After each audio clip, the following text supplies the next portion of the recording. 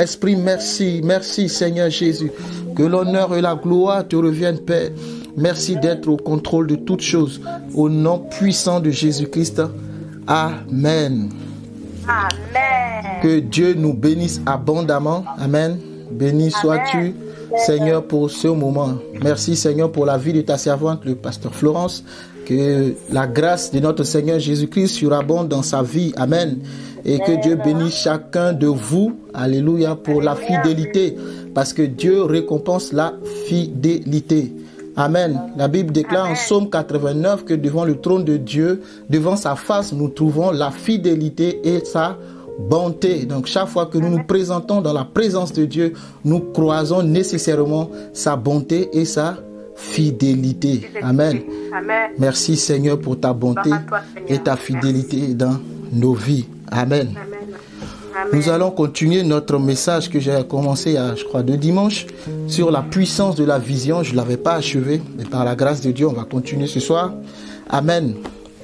Et rapidement, comme rappel, j'avais dit que la vision, en fait, c'est une direction dans laquelle vous voulez aller, mais ce n'est pas quelque chose que vous pouvez nécessairement réaliser dans un délai précis, parce que la vision, c'est en d'autres définitions, c'est l'objectif à long terme en fait, et ça englobe beaucoup de choses. Amen. Et que Dieu a une vision. Amen. La grande vision de Dieu, c'est de sauver l'humanité. Et donc il suscite des hommes et il leur confie des tâches et des missions. Amen. Afin que chacun à son niveau, nous puissions accomplir en faisant ce qu'il nous dit, la grande vision de Dieu. Son désir, c'est que tout homme parvienne à la connaissance de Christ et soit sauvé. Amen. Et la vision, c'est quelque chose qui doit vous inspirer, c'est quelque chose qui doit vous pousser à atteindre vos objectifs, c'est quelque chose qui doit vous pousser à sortir de vous-même. Et vous vivez en fait pour ça. C'est entre parenthèses, c'est votre raison d'être même, la vision. Alléluia.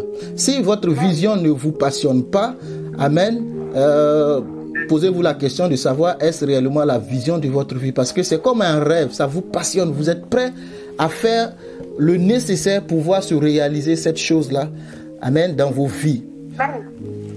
Donc une fois que vous savez ce que Dieu veut de vous, j'avais dit que la vision, vous pouvez ne pas la comprendre au départ, parce que la vision divine, la vision selon Dieu défie, amen, les capacités humaines. Quand Dieu dépose un rêve dans vos cœurs, cela va défier votre entendement humain. Ce que vos 5 sens vous dictent sera mis à l'épreuve, parce que cela va vous dépasser. Alléluia. Et les objectifs sont importants, car cela donne en fait un moyen tangible de mesurer vos progrès. Quand vous avez un but, un objectif, il faut pouvoir le quantifier, il faut pouvoir faire des objectifs afin d'accomplir cette grande vision-là. Il faut se fixer des objectifs, des buts à atteindre. Amen. Donc, pourquoi? Parce que si vous ne décomposez pas votre vision, vous allez la trouver trop grande à réaliser et cela risque de vous décourager en chemin à cause de votre incapacité. Mais si elle est de Dieu, Dieu prendra soin de vous équiper. Amen, chemin faisant, pour que vous puissiez atteindre ce que le Seigneur veut pour vous et pour son royaume. Amen. Amen. Donc c'est des choses un peu pédagogiques, mais on va y arriver. Amen. Et l'objectif en fait, c'est lui qui va vous guider. Amen. Qui va guider votre vision. Tout ce que vous allez faire en fait va concourir à votre vision, à votre objectif. Que ce soit bon comme mauvais, parce que chemin faisant, on peut rencontrer en route beaucoup de choses. Et c'est là que la Bible dit que toute chose concourt au bien de ceux qui aiment Dieu. Amen. De ceux qui sont appelés selon son dessein. Vous voyez, selon son dessein, Dieu a un dessein qu'il veut accomplir dans votre vie et il dépose cela dans votre cœur. Et donc, il va permettre qu'autour de vous, il y a des choses qui concourent. Ça peut être des choses que vous pensez être contradictoires, comme des vents contraires, mais qui en réalité sont des opportunités pour le Seigneur, afin de vous faire sortir de vous-même pour atteindre ce que lui, Dieu, veut réaliser dans le nom puissant de Jésus-Christ. Et pourquoi des objectifs? Parce que cela va vous aider à rester motivé lorsque les temps difficiles se présenteront. Parce que la vie n'est jamais un fleuve tranquille. Il y a des tempêtes qui arrivent, il y a par moments des événements contraires à ce que nous aurions souhaité. Mais quand ces choses-là arrivent, ce qui va nous pousser à garder le cap, c'est justement les objectifs qu'on s'est fixés en regardant loin la vision à atteindre. Donc on se dit comme Caleb, même s'il y a des fils d'Anak, si sur cette terre promise il y a des Anakim, parce que dans cette terre promise il y a aussi le lait et le miel, je ne peux pas regarder les fils d'Anak et rater ma bénédiction. Et donc, si le Seigneur a dit que je peux posséder cette terre, c'est parce que le Seigneur sait que j'en suis capable. Comment? C'est lui qui déposera en moi cette capacité-là par la foi. Donc, est-ce que je dois regarder les fils d'Anak et passer à côté du lait et du miel? Ou est-ce que je dois considérer le lait et le miel et trouver la force par le Saint-Esprit? C'est là que Paul dira que je puis tout par Christ qui me fortifie pour pouvoir atteindre ma terre promise. C'est à vous de voir. Il y a deux cas. Soit vous regardez les géants et vous rebroussez chemin, vous passez à côté de votre bénédiction. Amen. Ou soit vous affrontez. Ce qui est intéressant en tant que chrétien, je parle plutôt de la vision selon Dieu dans le cadre chrétien, parce qu'on peut avoir des visions même si on ne croit pas en Dieu. Tout le monde a des visions, tout le monde a des rêves et chacun veut réaliser. Satan aussi a des visions, il a aussi ses rêves. Et son but, lui, c'est de détruire. Jean 10, le voleur ne vient que pour tuer, égorger et détruire. Voici sa mission sur terre. Il tourne autour de ça. Voler, dérober, tuer, égorger, détruire. C'est sa mission. Mais le verset ne s'arrête pas là. Mais le Fils de l'homme, Jésus, est venu afin de donner la vie. Et la vie en abondance. Amen. La vie avec abondance. C'est ça la promesse de Dieu. Donc, je ne regarde pas au diable qui est là pour tuer, égorger, détruire. C'est sa mission. Mais je me concentre plutôt sur ce que Dieu a dit, qu'il est venu me donner la vie et la vie abondance. Et on sait que la lumière domine toujours sur les ténèbres. Amen. Donc, je regarde plutôt à ce que je gagne. C'est ça qui va me donner la motivation. Qu'est-ce que je gagne en allant sur le terrain des fils d'Anak? Je vais gagner la terre, je vais gagner le lait, je vais gagner le miel. Il y a toujours une motivation derrière. Amen. Tout ce que l'homme fait, que tu le veuilles ou pas, il y a toujours une motivation. Si tu aimes Dieu, il y a une motivation. Tout ce que tu fais sur terre, il y a forcément une raison. S'il n'y a pas de raison, en fait, cela ne va pas t'aider à... La raison, en fait, va t'aider justement à garder la ligne. Amen. Et nous, notre raison ou notre motivation, c'est Jésus-Christ. C'est tout. Nous vivons pour lui. Nous vivons par lui et pour lui. Amen. Colossiens dit que tout est fait par Dieu et pour Dieu. Tout pour ça. Gloire. Donc nous, quand nous vivons, notre motivation, c'est la gloire du Père. Ce n'est même pas nous notre gloire, mais c'est la gloire du Père. C'est à lui toute la gloire, car tout a été créé par lui et pour lui. Il a tout pris, 100%. Tout a été créé par lui et pour lui, les visibles, les invisibles, les dominations, les principautés, ainsi de suite. Tout a été créé par Dieu et pour Dieu. Donc tout ce que je fais, est-ce que c'est Dieu qui l'a créé? Oui, mais est-ce que c'est pour Dieu? Point d'interrogation. Je continue. Amen. Amen. Donc l'objectif en fait doit être précis et mesurable. C'est quelque chose de réalisable. Si tu dis je vais gagner 100 000 âmes en un mois, c'est vrai, c'est possible. Mais quand tu la ramènes à ta petite personne, ça semble irréalisable parce que c'est grand. C'est prêcher et récolter, c'est possible, hein, 100 000 âmes. Amen. Déjà, il faut qu'à ta croisade, tu aies au moins 150 000 âmes parce que tout le monde ne donne pas sa vie au Seigneur Jésus au même moment. Amen. Donc, ça, c'est possible avec Dieu. Alléluia. Parce qu'avec Dieu, rien n'est impossible. Maintenant, ça dépend de ta foi. Et c'est un point que je vais traiter par la fin.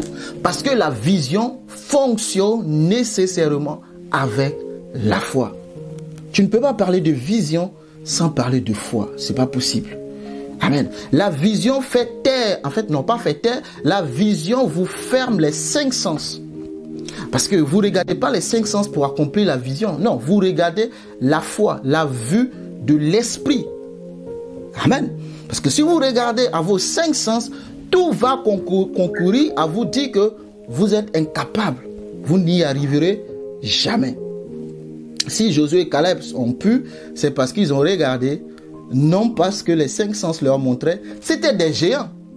C'était vrai ce qu'ils ont dit. Le rapport des 10 n'est pas faux. Attention, c'est des vrais rapports. Amen. C'est ce qu'ils ont vu. C'est ce que les yeux ont vu. Mais les 2 autres sont allés au-delà de ce que les yeux physiques ont vu. Ils ont préféré ne pas voir les fils. La foi fait semblant souvent. Alléluia. Tu vois la réalité, mais tu crois en la vérité. Amen. Tu vois la réalité, mais tu crois en la vérité. Et la vérité, Jésus a dit, Jean 8, 32, que vous connaîtrez la vérité et la vérité vous affranchira, ou la vérité vous rendra libre. Et Jean 14, 26, le même Seigneur dit, je suis le chemin, je suis la vérité et je suis la vie.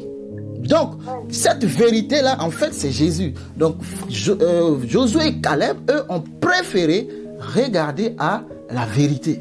Si Dieu a dit, Dieu le fera. Ce que sa bouche a dit, sa main l'accomplit. Amen. Donc, la vision, en fait, quand vous la découpez en 2 objectifs, va vous aider à avancer. Le premier pas, c'est d'abord de mettre le pied dans le Jourdain. Ça, c'est un objectif. Si tu ne mets pas le pied dans le Jourdain, il n'y a pas de Canaan. Tu veux Canaan, c'est vrai, mais il y a le Jourdain. Il faut le traverser. Donc, je pose le pas. Ça, c'est le premier pas. C'est un objectif. Comment je fais pour dépasser mon Jourdain? Comment je fais pour traverser mon Jourdain?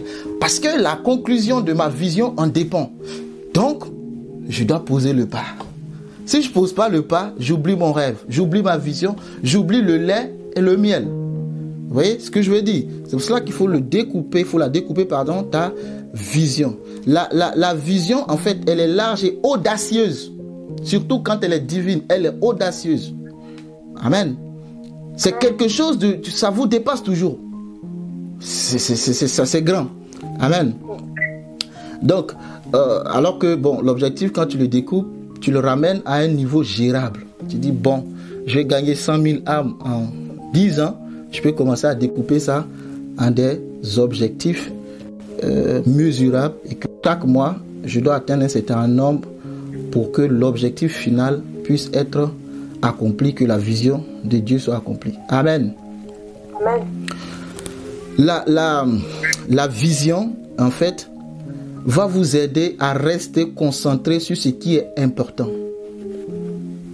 Quand vous avez une vision, ça va vous aider à rester concentré.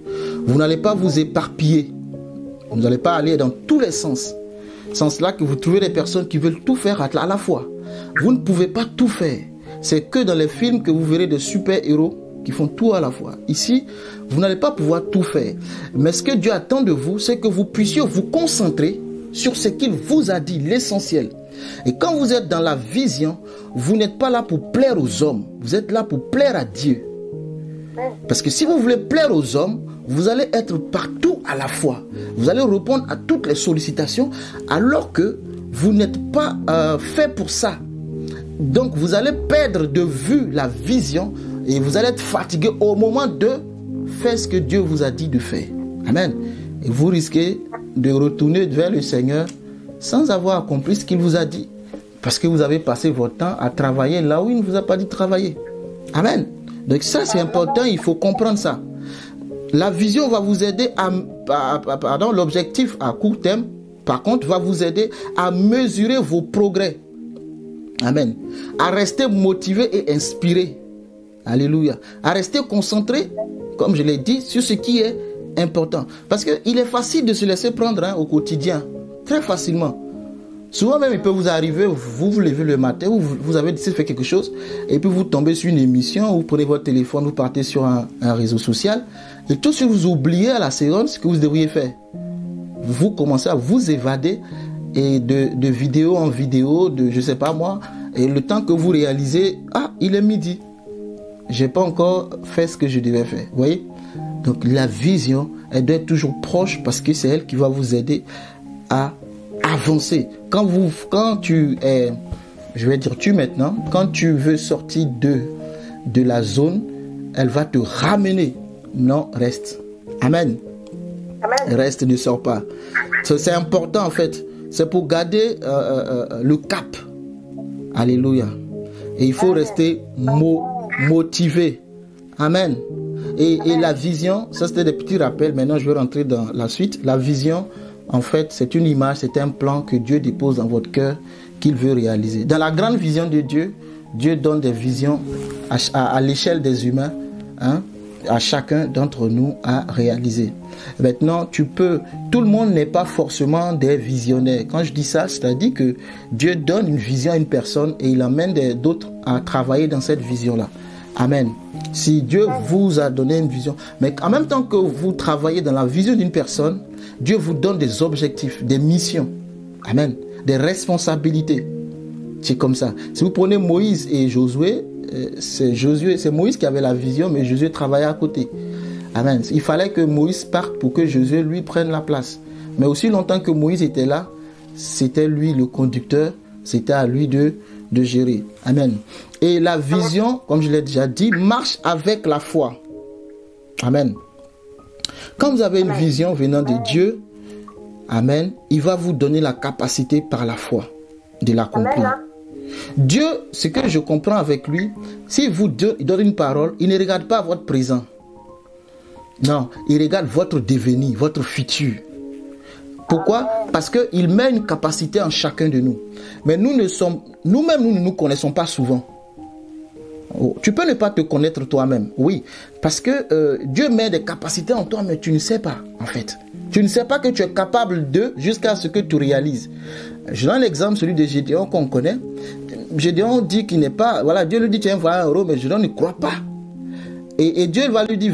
Il dit à Dieu, mais attends, si je suis un vaillant héros, pourquoi est-ce que on vit ces choses-là? Les Madianites viennent nous piller chaque année. Les prodiges, les miracles qu'ont vécu nos pères, nous, on n'a rien vu. Mais j'aime la réponse de Dieu. Dieu lui dit, Gédéon, va avec la force que tu as. Ah, je dis, mais Seigneur, quelle force? Il est en train de piler du froment. Quelle force il a? Parce que Dieu, lui, regarde avec, pas non, la vue que nous avons, mais il a un regard différent. Et ce qu'il met en toi, en fait, c'est pas parce que tu acceptes de suivre Jésus maintenant que la chose naît en toi. Non, non. La chose est déjà en toi. Maintenant, quand tu acceptes de suivre Jésus, Jésus va raffiner la chose et l'utiliser, l'exploiter pour sa gloire. Amen. C'est ce qu'il va faire. Il a déjà déposé la vision en Gédéon. Il a mis ça en lui, la force. Puisqu'il lui dit, va avec la force que tu as. Mais quelle force? Quelle force? Donc, il y avait déjà cette force en lui. Amen. Mais va, c'est quoi? C'est la foi. Comment je vais aller? C'est par la foi. Amen. Donc, la vision marche nécessairement avec la foi. Et la vision défie les capacités humaines. Et je vais un peu m'attarder sur l'exemple de Moïse. Parce que son exemple est très riche concernant ces choses-là. Dieu dit à Moïse en Exode 3 que, d'abord en Exode 2, que voilà, j'ai entendu les gémissements de mon peuple et je me suis souvenu de mon alliance avec lui. Moïse va délivrer le peuple, en fait. Dieu regarde à son alliance. En fait, il regarde aux enfants d'Israël. Et le verset 25 d'Exode 2 dit que Dieu a eu compassion d'eux. Ah, Seigneur, aie compassion de nous. Dieu a eu compassion d'eux, il a vu la souffrance. Mais bon, comme Dieu est esprit et que la terre appartient à ceux qui ont des corps, c'est ça qu'il faut comprendre. Hein. Quand Dieu vient t'utiliser, c'est en fait Dieu a besoin de toi. Est-ce que tu sais ça? Dieu a besoin de toi parce que lui, il ne peut pas fonctionner comme un esprit sur la terre. Jésus est venu, il a pris un corps. Dieu a pris un corps. Donc, Dieu veut un corps pour agir. Et il trouve un homme du nom de Moïse. Donc, Moïse naît dans la maison voilà, il naît en Égypte. Et en son temps-là, il fallait tuer les nouveaux-nés. D'abord, il fallait les tuer avant que la mère ne voie. Et les deux sages-femmes qui craignaient Dieu vont dire au roi, au pharaon, que les femmes des Égyptiennes sont trop fortes.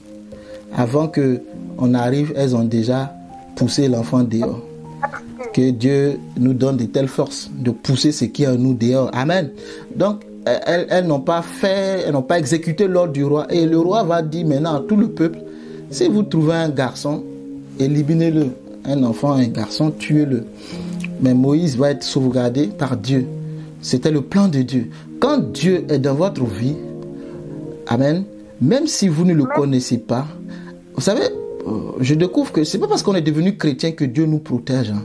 Vous savez, Dieu peut nous protéger depuis même que nous ne soyons nés dans le sein de notre mère. Dieu prend soin de nous sauvegarder.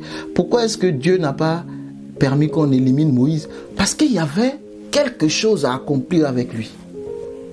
Amen. Amen. Il y avait quelque chose que Dieu voulait accomplir avec. Donc Dieu le garde. Pendant 3 mois, Dieu le garde. Ensuite, sur les eaux. Et ensuite, il organise un rendez-vous divin. La fille de Pharaon sort se baigner. Comme par miracle, elle trouve l'enfant. Et comme par miracle encore, elle demande qu'on allaite. Et la sœur de Moïse va trouver sa mère. Toutes ces coïncidences-là ne sont pas du fait du hasard. Pour nous, les hommes, on dira peut-être que oui. Mais pour Dieu, non. C'était son plan. Et il fait élever Moïse dans sa mère, la lettre, quand elle le sève, elle le ramène à Pharaon, à la fille de Pharaon. L'ordre venait de la maison de Pharaon de tuer les nouveau-nés. Vous voyez, tellement que Dieu est puissant, l'ordre vient de cette maison-là, cette même maison qui va nourrir Moïse, loger Moïse, habiller Moïse, jusqu'à ce que Moïse devienne grand. Et c'est eux qui ont donné le nom de Moïse. C'est la fille de Pharaon qui a donné le nom de Moïse, qui veut dire tirer des eaux, parce qu'elle a trouvé dans les eaux. Amen. Et lorsque Moïse va grandir à 40 ans, il va partir vers ses frères. La Bible dit qu'il vient trouver ses frères.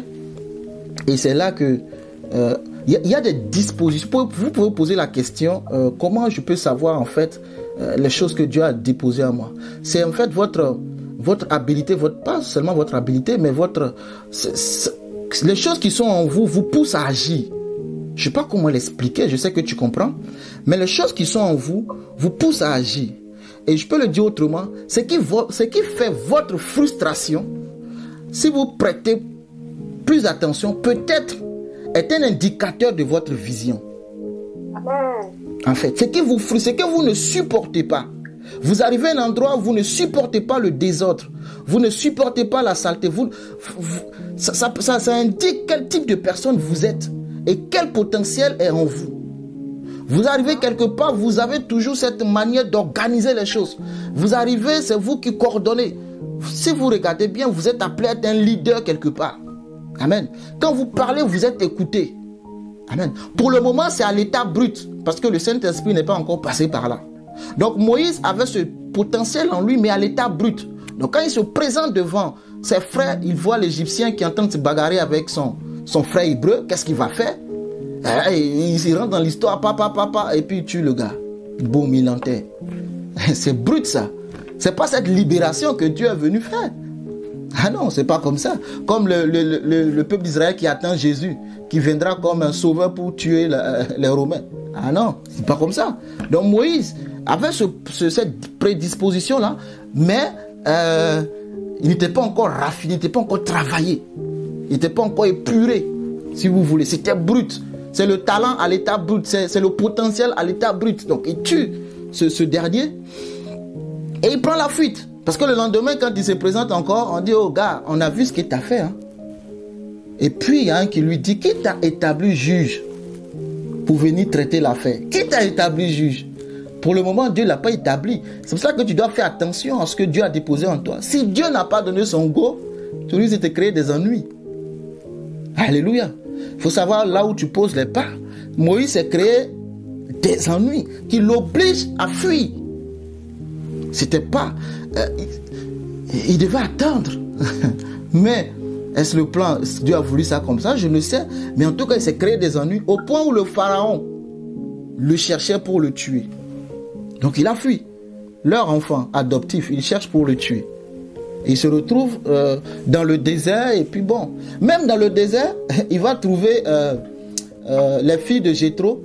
Elles sont venues au puits pour donner à boire aux bêtes.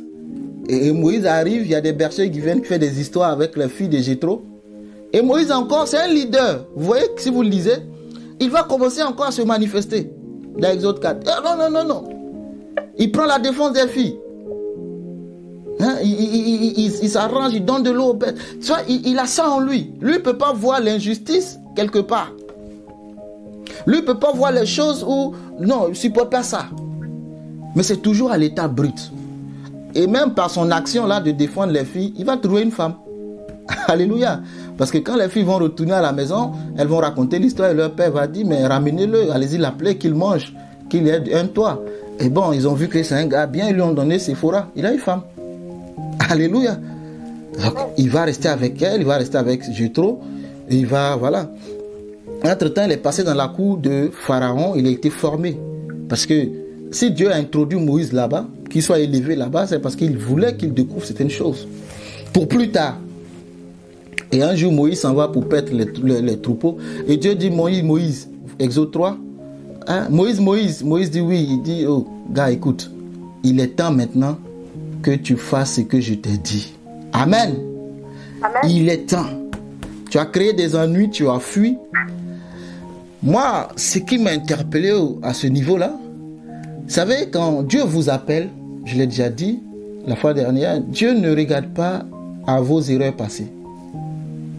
Quand vous lisez, vous ne voyez jamais un moment où Dieu dit à Moïse, Dieu sait que Moïse a tué, hein, et que Moïse est en exil, hein, il a fui. Dieu le sait.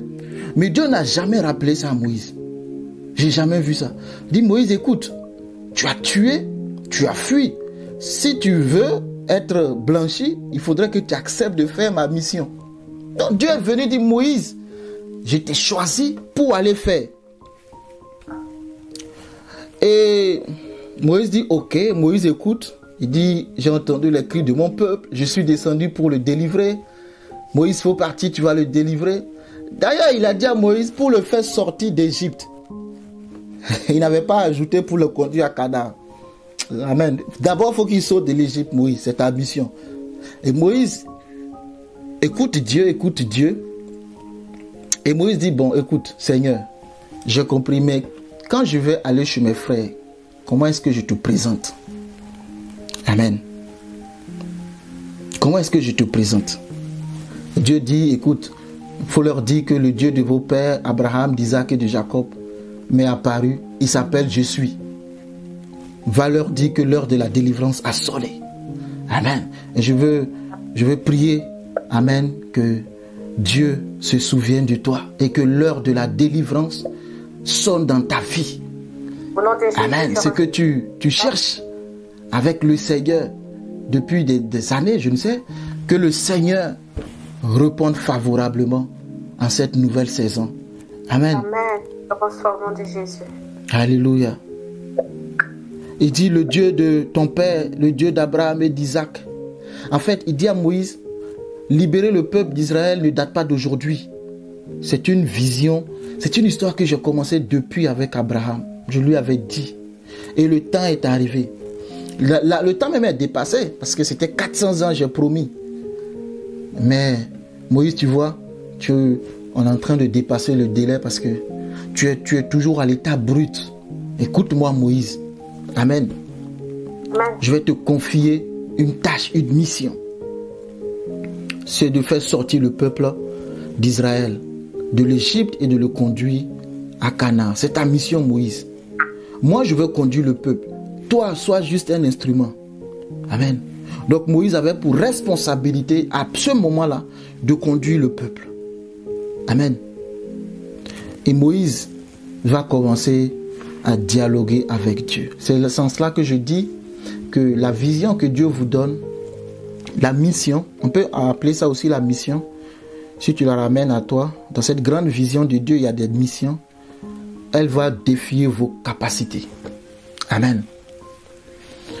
Moïse a commencé à dialoguer avec Dieu. Moïse dira à Dieu que je ne sais pas parler, je n'ai pas la langue facile et cela ne date pas d'aujourd'hui. Et Dieu répondra à Moïse pour dire, écoute Moïse, c'est moi qui ai créé la bouche. Je sais ton incapacité et je t'ai choisi. Amen. Tu sais, Dieu connaît nos imperfections, mais il décide de nous choisir.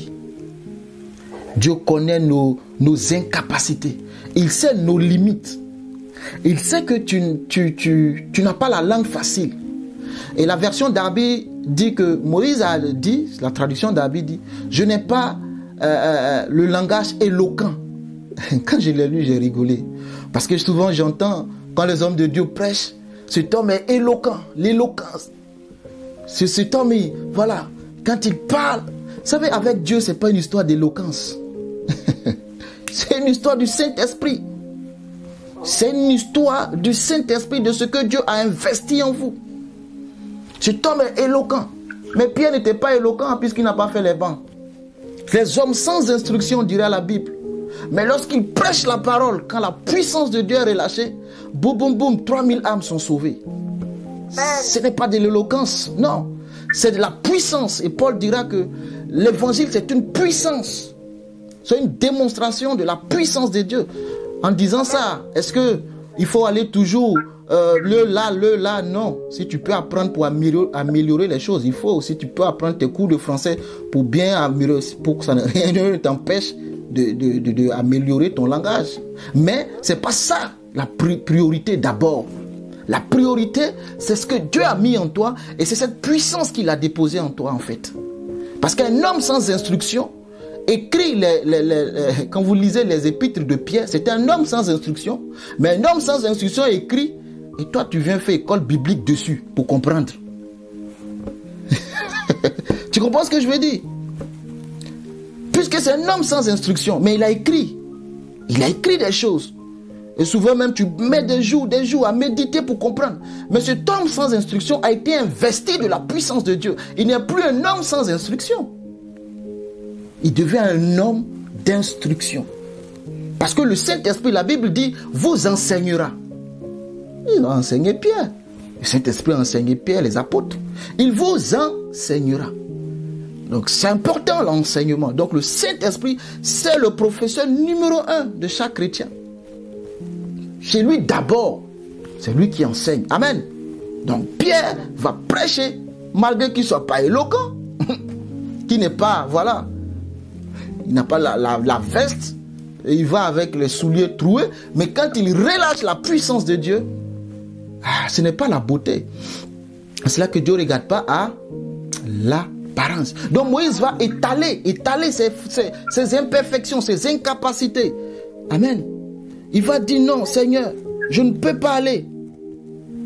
Dieu dit, mais ils sont en train de maltraiter mon peuple. Et Moïse dit, moi j'ai voulu les sauver et j'ai tué un Égyptien. Dieu ne parle même pas de ça. Et Acte 7 dira que, oui, que ce Moïse, il est parti pour libérer le peuple. Amen. Et il pensait que ses frères allaient comprendre ce qu'il faisait. Si vous lisez Acte chapitre 7, je ne lis pas les textes aujourd'hui pour aller vite. Il pensait que ses frères allaient comprendre ce qu'il faisait, mais ils ne peuvent pas comprendre Moïse. Tu n'as pas encore croisé Dieu. Si tu n'as pas encore rencontré Dieu, il ne faut pas sortir. Hein? Tu vas te créer des ennuis. Il faut d'abord rencontrer Dieu dans le secret. Alors tu pourras parler de lui publiquement. Celui qui n'a pas rencontré Dieu dans l'intimité ne peut pas parler de Dieu publiquement. D'ailleurs, on ne va pas te recevoir. Ils ne l'ont pas reçu. Mais quand Moïse va repartir, cette fois-ci envoyé par Dieu, il va parler aux anciens, les anciens l'écoutent. Pourquoi? Parce que Dieu l'a investi de son autorité. Tu es devenu mon porte-parole. Vas-y. Dieu a dit à Moïse, je suis avec toi. Vas-y. Comme Dieu nous dit ce soir, je suis avec vous. Dieu te dit ce soir, je suis avec toi. Vas-y. Pourquoi tu mais Seigneur, j'ai tué. Le roi qui était là à l'époque est mort. Vers la fin de Exode 2, si vous lisez. Il est mort. Dieu a pris soin d'attendre qu'il meure d'abord. Comme quand Dieu a pris soin d'attendre que celui qui en voulait à la vie de Jésus meure. Il dit, lève-toi, va. Il a dit à Joseph et à sa maman, Marie, hein, prenez l'enfant, allez-y. Ceux qui en veulent à la vie de Jésus sont morts. Tu peux retourner maintenant. Et si tu retournes avant, il y a encore un danger. Amen. Dieu est trop sage. Il a attendu que ce gars-là meure. Il dit, Moïse, retourne. Si tu repars, il n'y a plus de chef d'accusation. Alléluia. Parce qu'ils ont commencé à maltraiter mon peuple. Acte 7, verset 25. Tu veux noter pour lui. Il pensait que ses frères comprendraient que Dieu leur accordait la délivrance par sa main.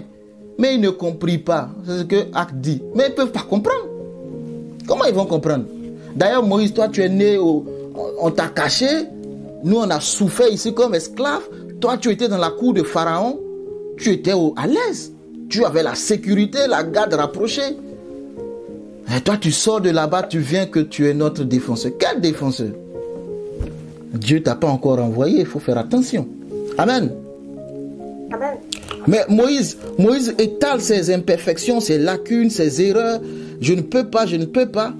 Et Dieu insiste. Dieu insiste et Moïse va dire, mais qui suis-je pour aller vers Pharaon?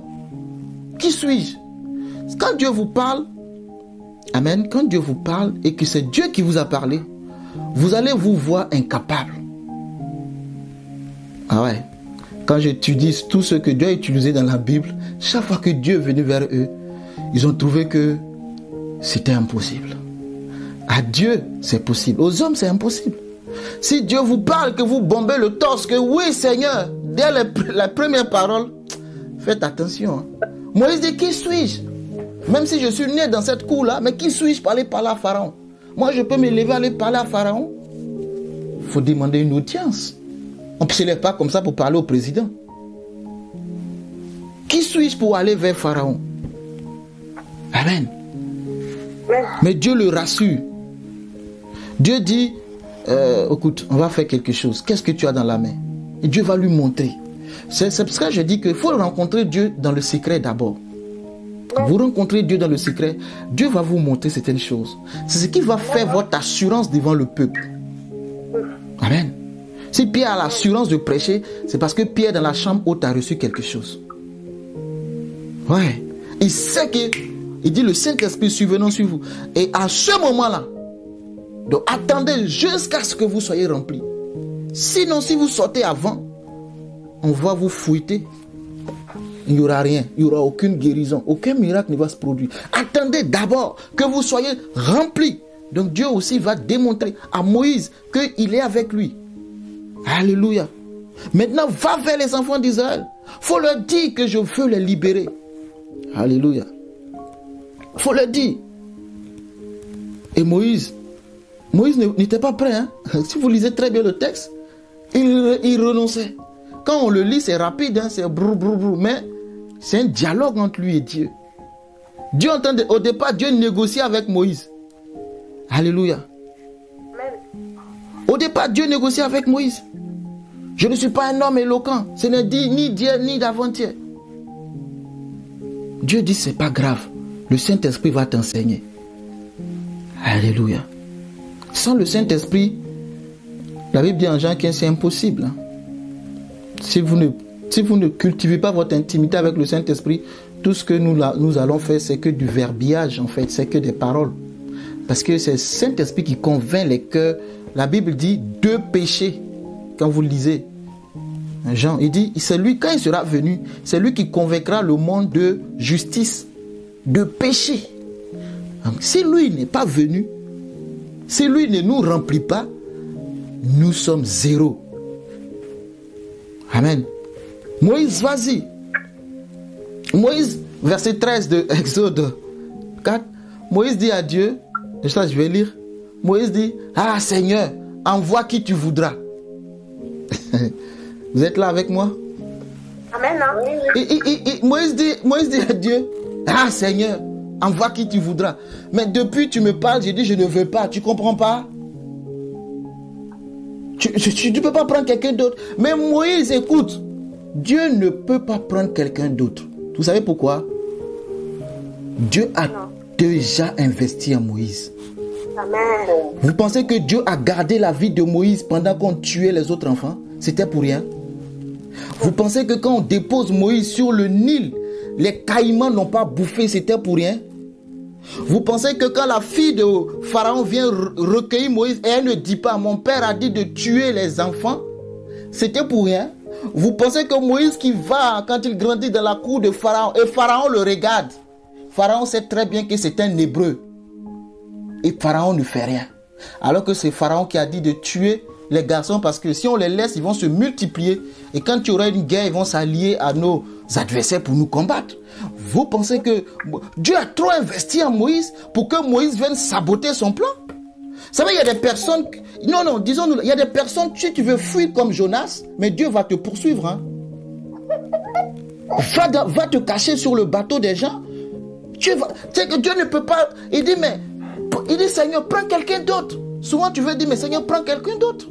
Pourquoi tu es forcément moi? Je ne suis pas le seul humain sur la terre. Mais c'est toi que je veux parce que, tu sais, il y a eu tellement de programmes sataniques contre ta vie. J'ai pris soin de te protéger. Tu veux que moi, je te lâche maintenant? Moi, j'ai tout investi en toi. Quand vous investissez en une personne, vous mettez votre argent quelque part, vous voulez suivre de près cette chose. Personne n'investit quelque part, il laisse la chose comme ça. Non. Dieu fait des investissements. Dieu a investi en toi. Et maintenant, le temps de Dieu est arrivé, tu dis, ah Seigneur, envoie qui tu voudras. Regardez, Dieu se mit en colère quand vous lisez. Verset 14. Alors la colère de l'Éternel s'enflamma contre Moïse. Ah, c'est chaud là. Ça commence à être compliqué. Au départ, je te parlais gentiment. Je te disais que je suis avec toi. Je t'ai fait les miracles. Mais tu veux quoi, Moïse? Mais je ne peux pas te lâcher. J'ai déjà investi en toi. C'est pour cela qu'il faut investir. Même en tant qu'humain, vous imaginez, vous prenez quelqu'un, vous investissez en cette personne-là. Amen. On va prendre un exemple d'un ministère. Le frère est venu, il a accepté Jésus. Tu as investi en lui. Tu as jeûné, tu l'as aidé, tu as prié. C'est vrai, on dira la récompense, c'est Dieu qui donne, mais disons-nous la vérité. Et ce dernier-là vous lâche. Ah! Vous avez payé son loyer. Vous avez fait ce que, voilà, pour le mettre à l'aise. Et il vous tourne le dos, il vous poignarde. En tant qu'homme, tu vas me dire, oui, mais c'est Dieu qui donne les récompenses. Mon gars, on est des humains sur terre. Hein. Ça va pas passer inaperçu dans ton âme. Hein. Ça va te tracer. Ça va te laisser une blessure. Oui. Après, tu vas regarder et dire, Seigneur, dans tous les cas, je l'ai fait pour toi, ce n'est pas grave. Oui, ça c'est vrai, c'est bon. Mais ça t'aura laissé un coup dur. Vous investissez dans des gens qui vous tournent le dos après. Amen. Vous mettez vos sous quelque part. C'est compliqué. Donc Dieu dit, Moïse, si tu veux, dis ce que tu veux. Toi et moi, on est ensemble. Hein. Je ne te lâche pas. Il dit, mais envoie qui tu veux. Il y a mon frère, comment il s'appelle, Aaron. Il y a Myriam. Il y a d'autres là. Envoie-les. Je ne suis pas le seul lévite. Mais sauf que la manière dont je t'ai pris, que je t'ai nourri, je t'ai protégé, ce n'est pas de la même manière que eux ils ont vécu. Eux ils ont vécu comme esclaves. Moïse, tu n'as pas vécu comme un esclave. Ah oui, Moïse n'a pas vécu comme un esclave. Il était chez Pharaon. C'est quand il a eu 40 ans qu'il s'est souvenu qu'il est un hébreu.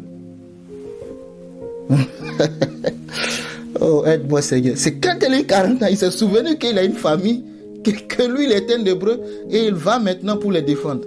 Tout ce temps il était où? Il était au bain. Il n'était pas dans les travaux difficiles. C'est l'adopté du Pharaon. On sait intouchable. Mais Pharaon même ne sait pas que ce qu'il est en train d'élever là va le combattre. Dieu est trop sage. C'est Pharaon en train de nourrir quelqu'un qui va le détruire demain. Seigneur, j'aime ta sagesse. Si Pharaon, lui qui a des magiciens, lui qui a des sorciers, ils n'ont pas pu détecter en Moïse un libérateur. Pourtant, il a dit, ces peuples risquent de se révolter. Ils vont partir un jour. Mais ces magiciens n'ont pas vu. Ne t'inquiète pas. Si Dieu t'a placé à côté, tu dis c'est une sorcière, non? C'est un sorcier, ce n'est pas grave. Dieu t'a mis là. Reste tranquille. Faut pas t'inquiéter. Tant que ton temps n'est pas arrivé, rien ne t'arrivera. Moïse est dans le nid des abeilles. Donc quand Dieu regarde tout ça, et puis tu viens me dire, ah Seigneur, envoie qui tu veux. Le Seigneur se fâche. Le Seigneur se mit en colère. Amen.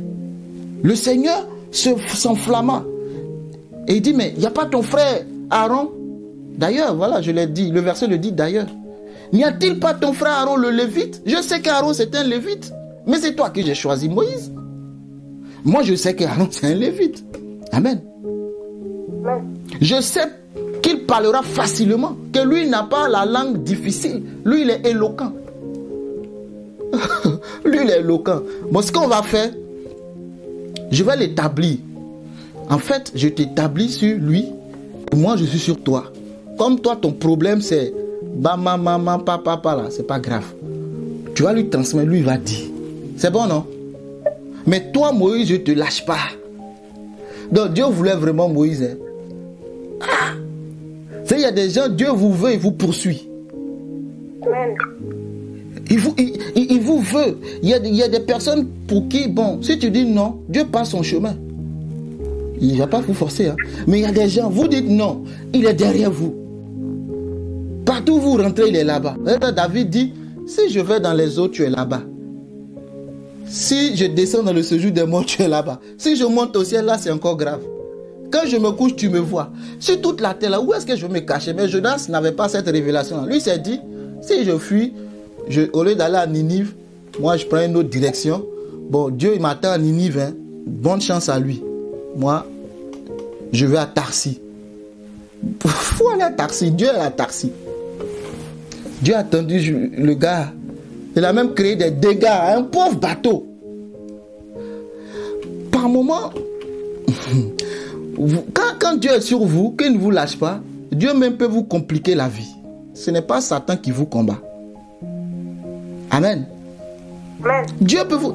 Je croisais un homme de Dieu qui m'avait dit comme ça que j'ai fui la mission. En fait, je ne voulais pas accepter l'œuvre. Je ne voulais pas servir Dieu, tout ça. Moi, j'ai créé ma boîte, mon entreprise.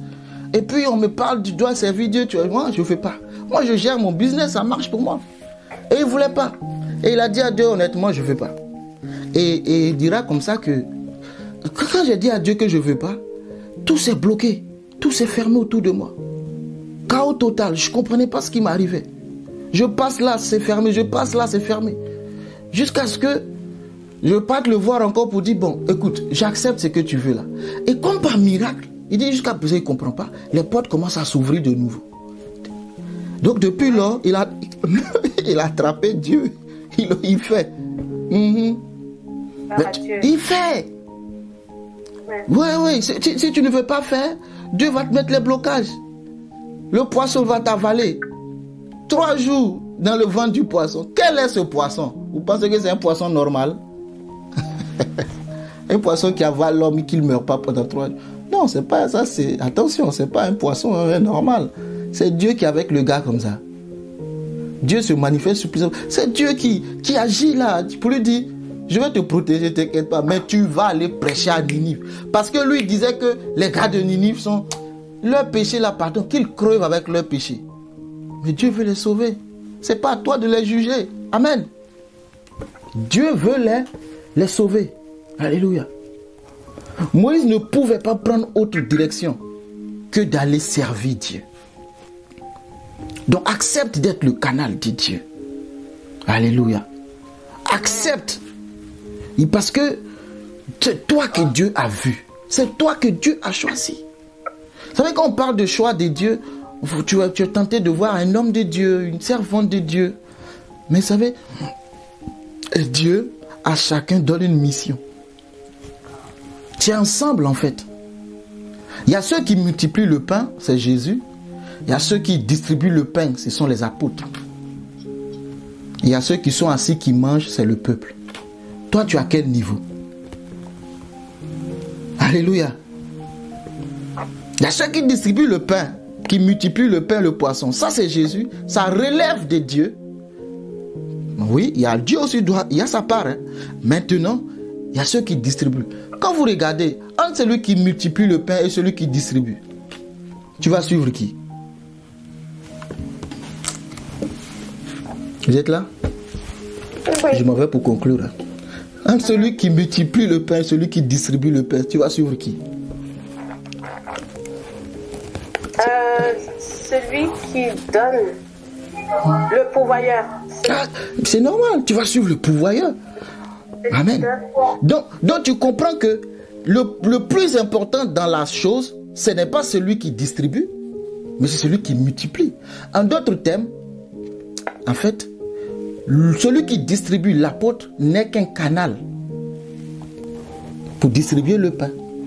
Et d'ailleurs, le peuple a mangé, il y a eu du reste, c'est encore eux. Ils ont ramassé 12 paniers. C'est les serviteurs. Amen. C'est eux. C'est d'abord le peuple. Qu'ils mangent. Ils avaient aussi faim, je suppose. Ils étaient tous dans la marche pendant 3 jours. Ils avaient aussi faim. Mais c'est souci du peuple. Quand vous êtes un homme, j'aimerais pour conclure, quand vous êtes un homme de vision, un homme visionnaire, vous allez voir que je suis un des revenants sur la vie de Moïse. Je suis tombé amoureux de Moïse. Je vous explique. Je me suis rendu compte que, je pris juste 2 exemples. Hein. C'était un homme qui ne cherchait que la gloire de Dieu et l'intérêt du peuple de Dieu. Amen. Je me suis rendu compte que c'était un homme qui recherchait que la gloire de Dieu et l'intérêt de Dieu. Vous savez, quand Dieu dit à Moïse que, je crois en l'Exode 14, je vais détruire le peuple parce qu'ils ont fait un veau d'or et je vais refaire une autre nation à partir de toi. Moïse a dit non. Il a refusé. Il a par contre imploré Dieu pour que Dieu revienne sur sa décision.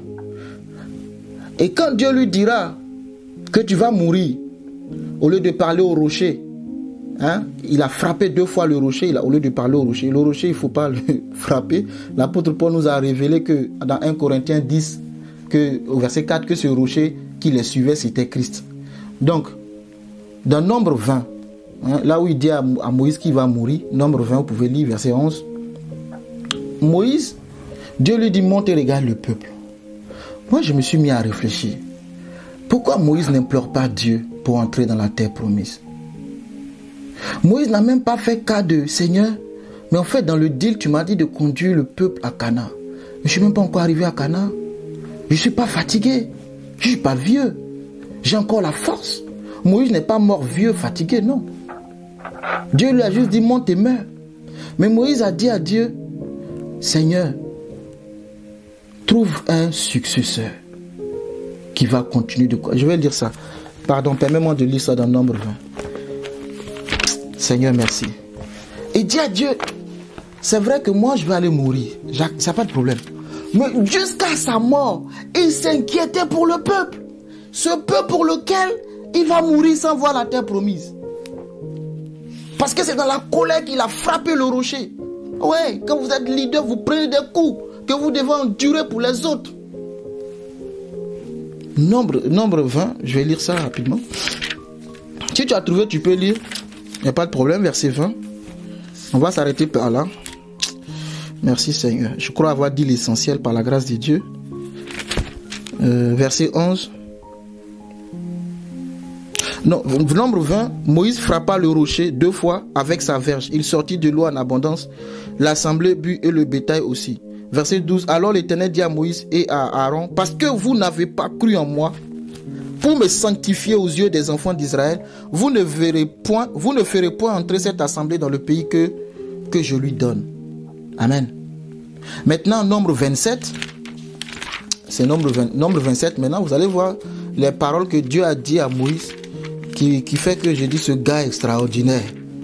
Quand ils ont dit à Ézéchiel, donne des ordres à ta maison parce que tu vas mourir, le gars allait pleurer devant Dieu. Ah Seigneur, moi je peux pas mourir comme ça. Alléluia. Fais quelque chose. Et Dieu a ajouté 15 ans. Que Dieu t'ajoute des années au nom de Jésus pour sa gloire.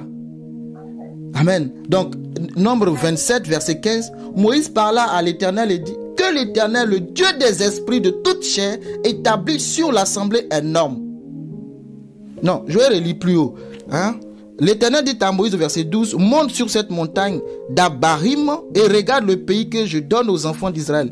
Tu le regarderas, mais toi aussi, tu seras recueilli auprès de ton peuple. Quand il dit toi aussi, parce que Aaron est déjà mort. Comme Aaron, ton frère, a été recueilli. Verset 14, parce que vous avez été rebelles à mon ordre. Alléluia. Dans le désert de Sin, lors de la contestation de l'assemblée, et que vous n'avez point sanctifié à leurs yeux à l'occasion des eaux. Ce sont les eaux de contestation à Kadès dans le désert de Sin. Donc, quelle que soit la pression, je prie que Dieu te donne la force de résister. Parce que dans la vision, il y a des pressions extérieures qui ne sont pas de la volonté de Dieu. Et ça conduit le grand libérateur à passer à côté, à manquer le but, en d'autres termes, à pécher, en frappant 2 fois le rocher. Alléluia.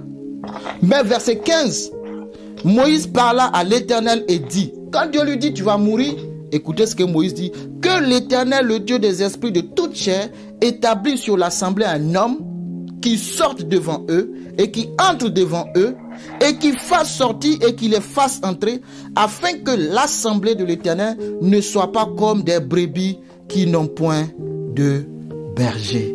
Waouh! Ce peuple pour lequel il ne va pas voir la terre. Mais il prie encore à la dernière seconde. Seigneur, moi je rentrerai pour voir ta face, pour ressortir avec tes instructions. J'ai fauté, c'est vrai, je vais y aller. Mais s'il te plaît, trouve un successeur.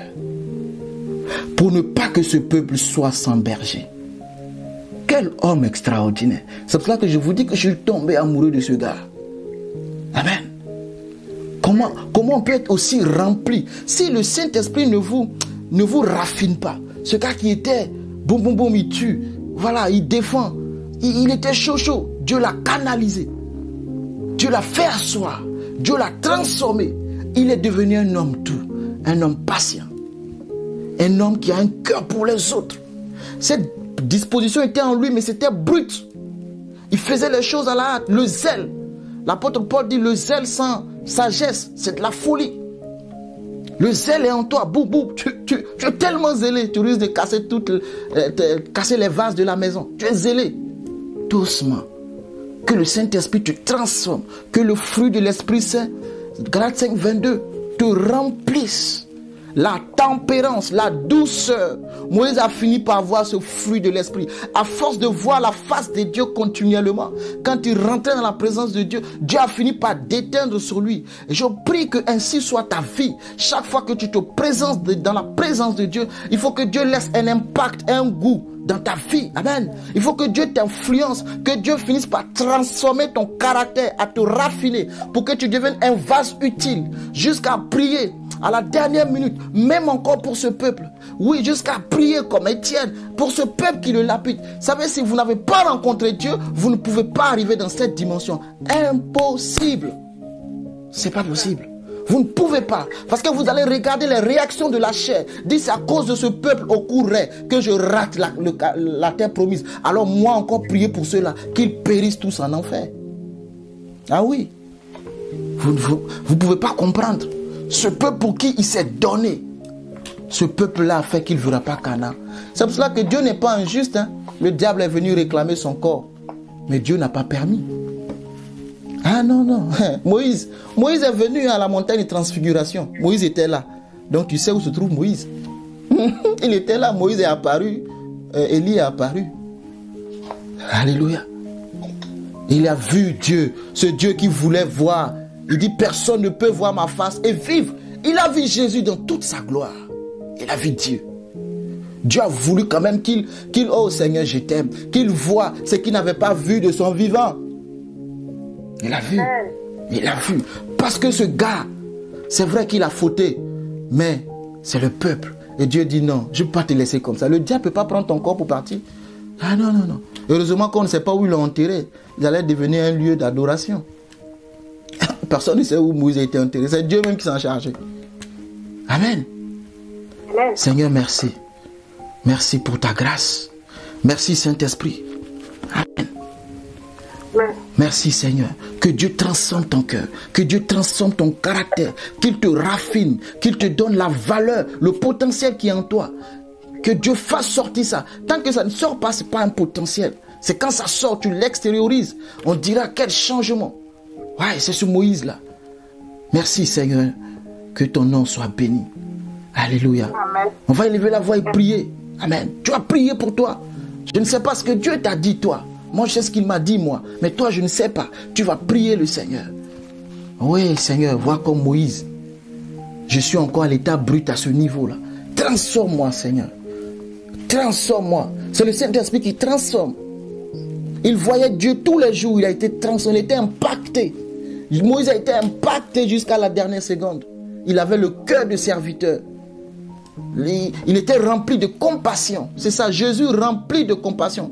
Était ému quand il voyait le peuple sans berger. Il dit, il n'y a pas de berger. Il n'y a pas de berger qui garde le troupeau. Amen. Il n'y a pas. Il dit, la moisson est grande, mais il y a peu d'ouvriers. Il n'y a pas de... En fait, quand Dieu parle de ça, il parle de ceux qui ont un cœur de compassion. pas des voleurs et des pilleurs, non. Dieu ne parle pas des gens qui se servent de Dieu pour nourrir leur poche, leur ventre, pardon. Non, mais Dieu parle de ceux qui ont le cœur pour les âmes, comme Moïse par exemple. Alléluia. C'est pour cela qu'il dit qu'il voit, il regarde le peuple. Il n'y a personne, il n'y a pas d'ouvrier, il n'y a pas de berger. Le peuple est livré à elle-même. Il n'y a personne qui vient secourir le peuple. Amen. Moïse dit, Seigneur, s'il te plaît, ne permets pas que ce peuple reste sans berger. Déjà qu'ils ont un berger, c'est compliqué. Imagine s'ils n'ont pas de berger. Et aujourd'hui, notre berger, notre bon pasteur Jésus est là. C'est lui, notre bon berger. Le grand berger, notre pasteur, c'est Jésus qui aujourd'hui se manifeste par le Saint-Esprit. Tu as besoin de le suivre, d'écouter sa voix, la voix de la brebis. C'est lui qui va t'orienter et te guider. Merci Seigneur. Prie Seigneur, transforme-moi. Et prie le Seigneur, dis Seigneur, il dit il y a peu d'ouvriers, la moisson est grande. Dis Seigneur, envoie davantage des ouvriers, des serviteurs, oui, parce que la fin est proche et Dieu veut moissonner. Il a besoin de ceux qui se lèvent pour aller moissonner. Dis Seigneur, envoie dans ta... Jésus lui-même a dit, priez le propriétaire de la moisson. Mais si c'est toi le propriétaire, pourquoi devons-nous prier? Oui, nous devons prier. Prie, dis Seigneur, envoie des ouvriers dans la moisson. Oui, Seigneur, envoie, suscite des hommes et des femmes, de ceux qui ont ce cœur-là. Quand Dieu vient pour vous utiliser, ce que Dieu regarde en vous, c'est votre cœur. L'état de votre cœur. J'ai trouvé un homme selon mon cœur. Va le oindre. C'est le cœur qui regarde. Ce n'est pas l'éloquence, ce n'est pas la beauté. C'est bien tout ça, mais c'est d'abord le cœur. Ce qu'il a mis en vous, ce qu'il a investi. Dieu ne te relâchera pas. Il ne te laissera pas si tu ne fais pas. Ah non, dis Seigneur, me voici. Qui enverrai-je? Me voici Seigneur. Est-ce que tu peux te proposer? Parce qu'aujourd'hui Dieu cherche. Il dit je cherche, je n'en trouve aucun. Dieu cherche, hein? Il cherche toujours. Alléluia. Des gens qui abandonnent 99 pour aller chercher la seule brebis égarée. Parce qu'il faut que les 100 rentrent dans la bergerie. Seigneur, merci. Alléluia. Merci Seigneur. Le dernier sujet que je te donne et je laisse la parole. C'était 400 ans. Ils ont fait 430. Alléluia. Tu vas prier et dis Seigneur, permets-moi de ne pas manquer ton temps. Ah ouais, c'est important. Que je ne sois pas sorti trop tôt, ni venu trop tard. Mais permets-moi d'être dans ton temps, Seigneur. De tout ce que tu veux que je fasse. Pendant qu'il est jour, Jésus dit je travaille parce que la nuit vient. Seigneur, pendant qu'il est jour, que je ne manque pas ton temps, que je ne manque pas ta visitation. Seigneur, permets-moi de travailler là où tu veux que je travaille et de faire. Si c'est 2 personnes, Seigneur, aide-moi à les envoyer. Si c'est une personne, celui qui a gagné 1000 personnes, parce que Dieu voulait qu'il gagne 1000, et celui qui a gagné une personne, parce que Dieu voulait qu'il gagne une personne, vous êtes pareils. Ouais. Nous les hommes, on regarde au nombre, hein. C'est bien. Mais Dieu regarde à la mission en fait qu'il vous a confiée. Moïse sort le peuple de l'Égypte, conduit-les à Canaan. Point final. Voici ta mission. Amen. Le reste, je m'en charge. C'est moi qui vais faire les prodiges et les miracles pour que Pharaon endurcisse son cœur. Tout le reste, c'est moi qui m'en charge. Est-ce que tu peux me donner ta vie? Parce que tout ce que tu as énuméré, je sais. Mais est-ce que tu peux me donner ta vie comme un canal, comme un moyen? C'est ça. Seigneur, voici ma vie. Tu peux te servir de moi. Est-ce que tu peux me prêter ta vie? Est-ce que tu peux mourir en toi-même, renoncer à ta vie pour que moi, je sois celui qui va t'utiliser pour ma gloire? Seigneur, me voici. Seigneur, je te bénis pour ce message. Je crois que, Père, c'est ce que tu as voulu que je dise et je l'ai dit. Amplifie cela pour ceux et celles pour qui tu as voulu que je parle, Père. Que cela, Père, au nom puissant de Jésus, fasse un écho dans leur vie et redonne la force, la vigueur pour ceux qui sont fatigués et découragés, qu'ils ont entamé, mais à cause des épreuves, ont relâché, ont refroidi. Je prie que tu les restaures, que chacun puisse se lever comme Caleb, comme Josué, à avancer, à atteindre, Seigneur, la mission et l'accomplir dans le nom puissant de Jésus-Christ. Amen. Que Dieu te bénisse. Amen. Pasteur Florent, je laisse la parole. Amen. Merci beaucoup, Frère Ilassa, pour cette prédication très riche. Merci beaucoup. Voici ma vie pour l'utiliser. Amen. C'est une très belle phrase que le Farila vient de faire pour terminer. Amen.